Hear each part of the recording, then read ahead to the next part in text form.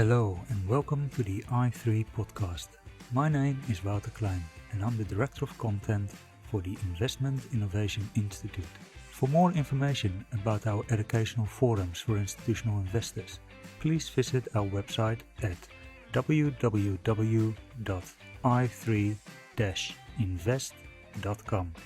There you can also subscribe to our complimentary newsletter i3 Insights, in which we discuss investment strategy and asset allocation questions with asset owners around the world. Now, as you all know, we love our disclaimers in this industry, so here's ours. This recording is for educational purposes only. It does not constitute financial advice. Please enjoy the show.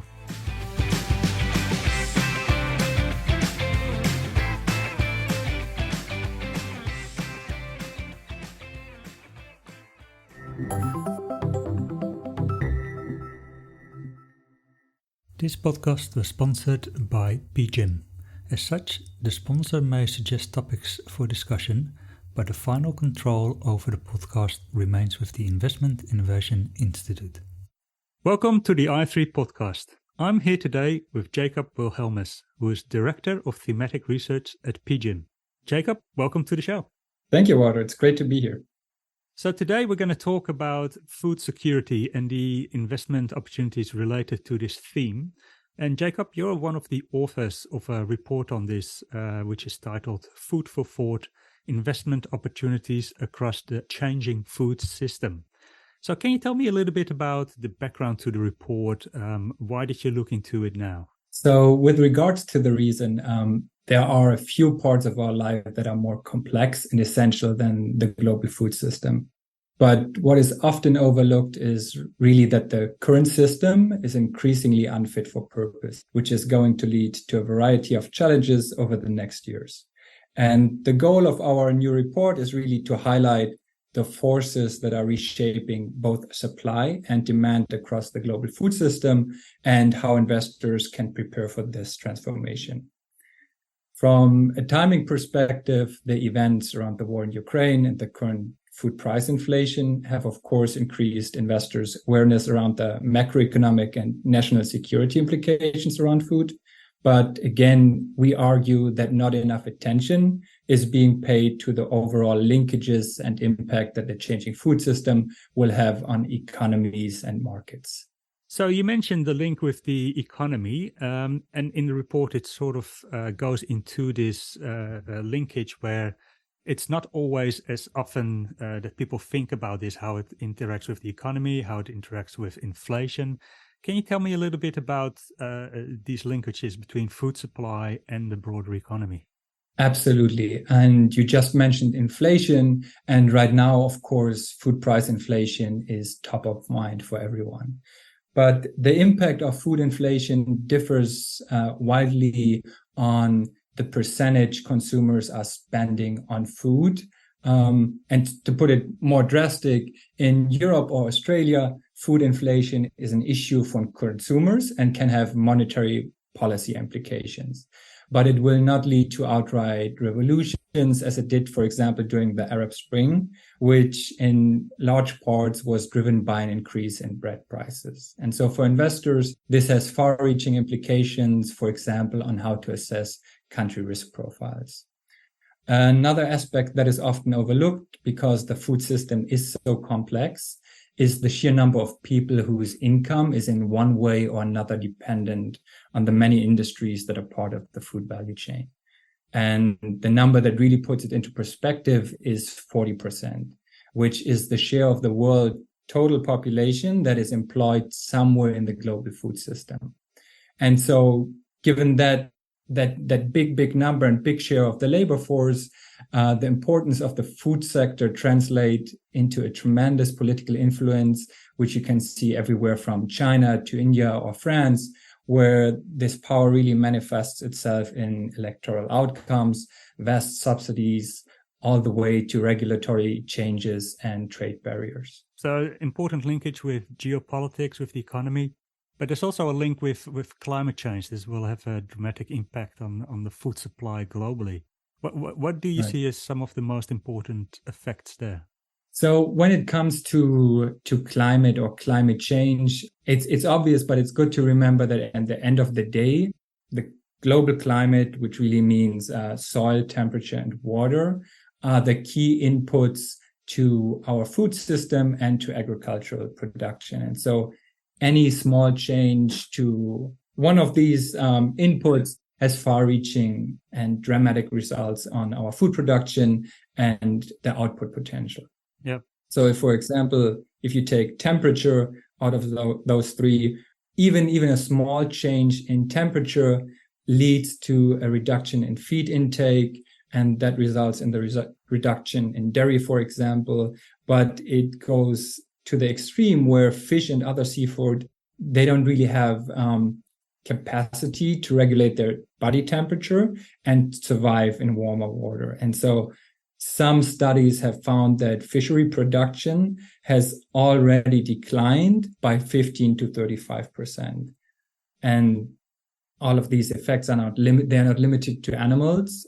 Crops are equally impacted by increasing temperature, but they're also particularly vulnerable to extreme weather events, for example, droughts or floods. And we've all seen the headlines and the news about droughts and floods and how they've decreased, for example, crop yields in Spain this summer. And as these extreme weather events will continue to increase in frequency, and in combination with the overall temperature increase, some estimates put the overall loss at around 12 to 15% of current crop yields. So that's a tremendous reduction in the capacity to produce food going forward. So there's a lot of drivers that will impact the supply of food. And then the war in Ukraine has also highlighted the importance of food security. But let's go from this broader level to more the investment angle to this. Mm-hmm. I think in the report you list 6 investment themes relating to food production and security. Now, I thought maybe it's interesting to look at 2 of these a little bit more closely. And the ones that piqued my interest were agricultural technologies and cultivated meats. Maybe starting with the first one, agricultural technology, or AgTech as it is referred to. It's driving efficiencies and more sustainable ways of food production. So can you give me a bit of an example to bring this back to an investment environment? What are some of the more interesting companies in this space?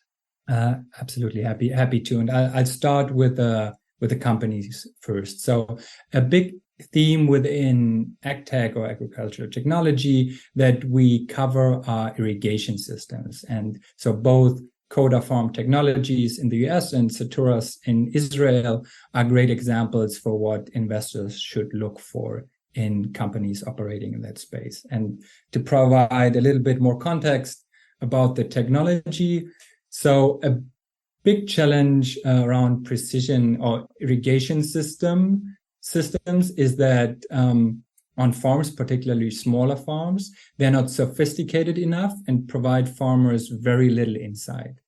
Think, for example, about heat stress on a field, which might be different in one part than the rest of the field, or defects in the system that cause parts of the crop to receive less water than you anticipated or you designed. And so the solution that these innovative startups and the irrigation systems that they have developed are tackling is managing the use of water and its application by combining sensors with software applications and machine learning to provide farmers really with the right insights into their systems and tackling issues in real time. And so given the growing need of increasing production and managing scarce resources such as water, we see a lot of opportunity for investors around irrigation systems in particular, but AgTech in general. These days we hear a lot about artificial intelligence as well. Is that something that comes into this space as well? Can we sort of expect robot farmers in the future? Absolutely, and that's another aspect of the report, which is really sort of, and so the examples I just gave are more geared towards the smaller farms. But if you go onto the bigger farms, a lot of the automation and the innovation is around artificial intelligence and sort of robots or autonomous vehicles. For example, the example that I like is having trucks that are not only able to go up and down the field without much human interaction, but these machines are also able to identify and differentiate between crops and weeds. And then in the latter case, they can apply a small amount of pesticides that allows farmers to reduce their pesticide usage overall to up to 60%. And so what we have done is sort of separated between what you can do on the larger farms because it is more capital intensive and what are solutions on smaller farms. Yeah. Now, the other theme that you listed was cultivated meats. And when you sort of look at this topic, it looks like a great response to food scarcity. It addresses a lot of the problems associated with the production of food, including methane emissions and transport-related carbon emissions. But there are also some challenges with it. And I think in the report you wrote that the cultivated meat industry is at an awkward stage of its life. Why is that so? So in big parts, it is the realization that having a good narrative is not enough when it comes to food innovation. And yes, cultivated meat is an innovation that could, as you just outlined, be a perfect solution in the future. But right now, it's not an attractive investment, and it has two considerable concerns. So first, the technology is still at a very early stage, and there are big questions around its economies of scale, its energy use, and being able to offer a better product. And really what we mean by a better product is, particularly when it comes to meat, at the end, you have to compete on price, taste, and texture. And the second point is really that the recent developments around plant-based meat are a cautionary tale for every investor that is considering cultivated meat. And that is in the sense that even if you are able to solve the economies of scale and the issues around price, taste, and texture much faster than almost anyone is expecting right now, it does not guarantee adaptation by consumers who be convinced in the end that they should move away from the original product. And that is particularly true given the fact that most of the growing demand going forward when it comes to meat or alternative meats is coming from emerging markets where swaying consumers that can finally afford meat seems rather futile. In short, there's very little incentive for an institutional investor to pick a particular company in the space right now, given all of those concerns. You mentioned taste as one of the things that you look at.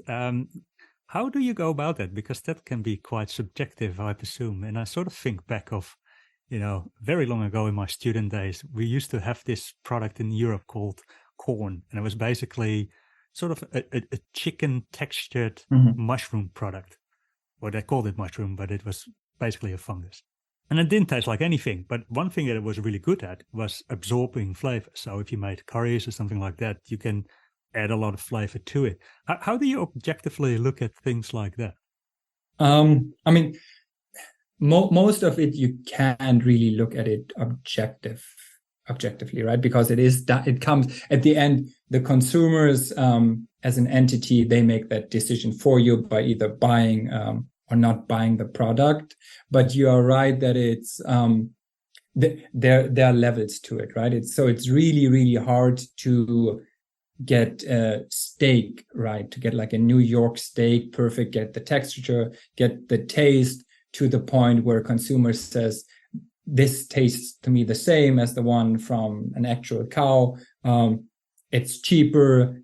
I go with it. But if you go to lower proteins or proteins that are used in the production of other products, then it is easier to match the taste and the texture that you are looking for. So really what we argue is that right now it's all pretty much in the future, but it will go in stages where first you will be able to hit the simple proteins, let's say whey protein. Then you sort of get to ground beef until you sort of like make it all the way to being able to replace any meat with cultivated meat. So cultivated meat and agricultural technologies, they both have sort of a linkage to innovation. Can you tell me a little bit about the role of innovation in the whole challenge of food supply, food security? I think the report speaks of some of new technologies as well, including precision agriculture. What are some of the challenges and what is the role of innovation in this space?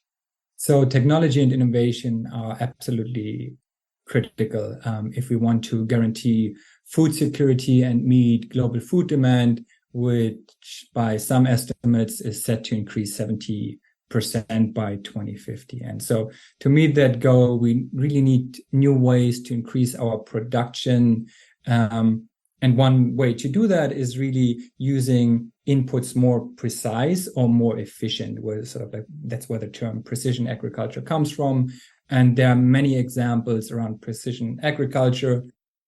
And I've already talked about one earlier that I really like, which is around autonomous vehicles, right? So like being able to have tractors or other machinery that is really capable of harvesting crops or being able to, as I said, go down the field and identify where are the weeds without really needing much human input. That is a big factor of sort of being able to find ways to be more productive and meeting the needs that we will have going forward. And yeah. One interesting opportunity that is mentioned in the report as well is the institutional ownership of farmland, which is a growing area. Now, what sort of makes this attractive and how do you place it in a portfolio? Because I could imagine it attracts quite a bit of a different skill than, say, an equity investment in a company. Right. So an investor is always looking for diversification and an inflation hedge. And that is really what farmland has going for itself, right? So farmland over the past decades has been negatively correlated with both bonds and equity. So it adds that diversification to your portfolio that you are looking for.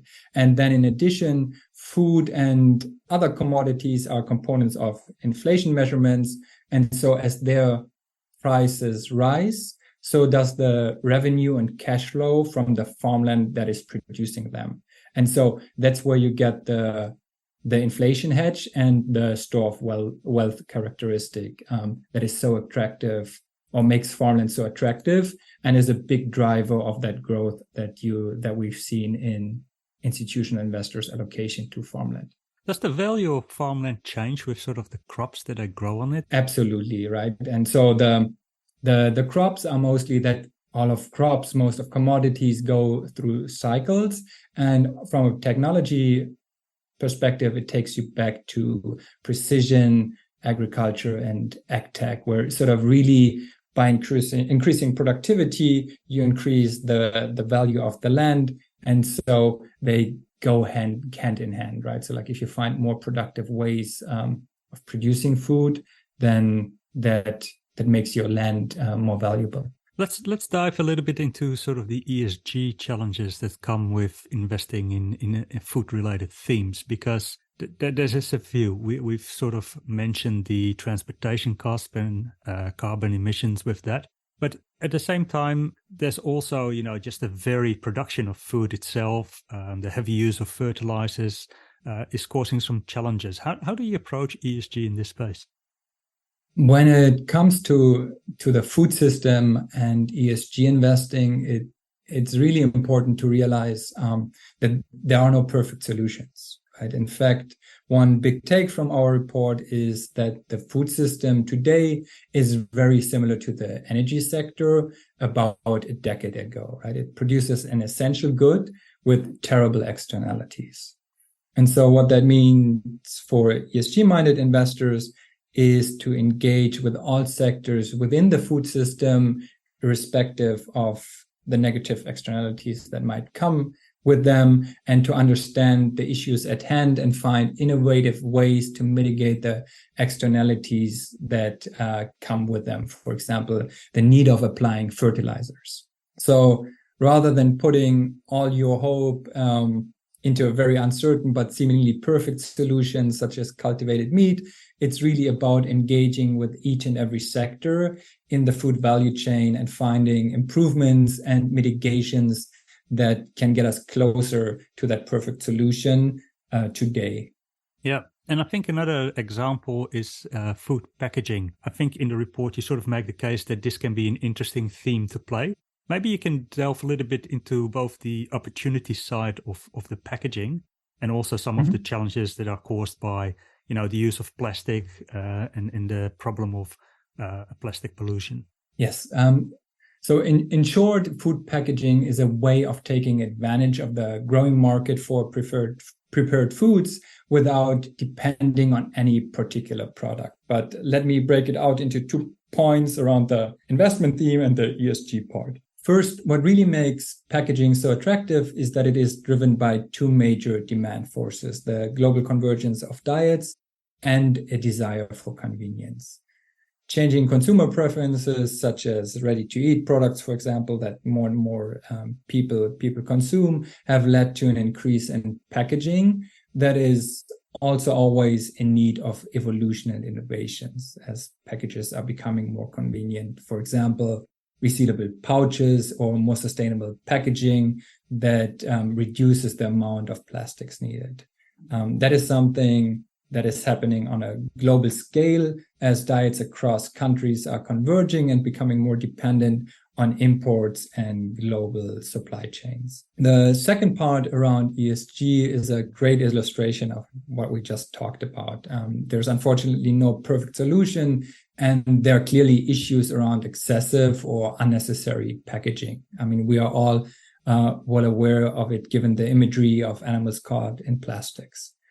But there are also occasions where plastic has many benefits, and it is the ideal and often only material that can provide the necessary characteristics. And so in the end, that leaves ESG-minded investors with the necessity to engage with the packaging sector and its companies to really understand mitigation strategies that are feasible and working on improving their sustainability metrics overall. Are there any sort of innovations being made in this area, in the packaging industry, where we've seen, for instance, the rise of, more bamboo usage?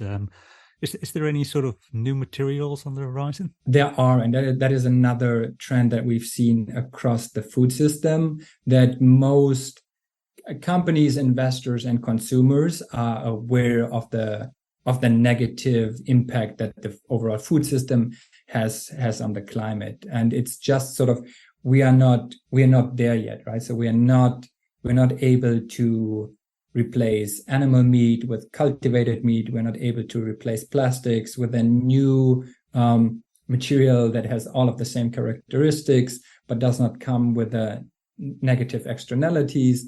And so it's really, for investors, it is about engaging and sort of like finding that incremental improvement until we get to that solution that might allow us to cut back on the 30% greenhouse gas emissions that come from agriculture alone. But it is a longer way. And that's sort of why we like to make that comparison to the energy sector. Yeah. So we talked a bit about, problems relating around pollution and emissions, but there's one big statistic as well that is sort of from an ESG perspective quite interesting, is the fact that 40% of food that is produced is being wasted, which seems a large number. I mean, I'm sure you can't avoid all of it, but it seems like there's some room for improvement there. Are there any interesting companies that are trying to tackle this particular problem? You're right. The numbers around food loss and waste are mind-boggling. But there's one key difference between advanced economies and emerging economies when it comes to that big 40% number. And that's really where investors can find opportunity, because in advanced economies, that number, that 40%, is mostly food wasted, which means that happens at the retail or consumer level, or bluntly put, it's us buying more than we need. Whereas in emerging markets, most food is lost, which in turn means that it goes bad before it even reaches the retail market or households. And so a big part of that food loss in emerging markets is due to an inconsistent cold chain, as there's a lack of cold storage as well as transportation in many of these countries.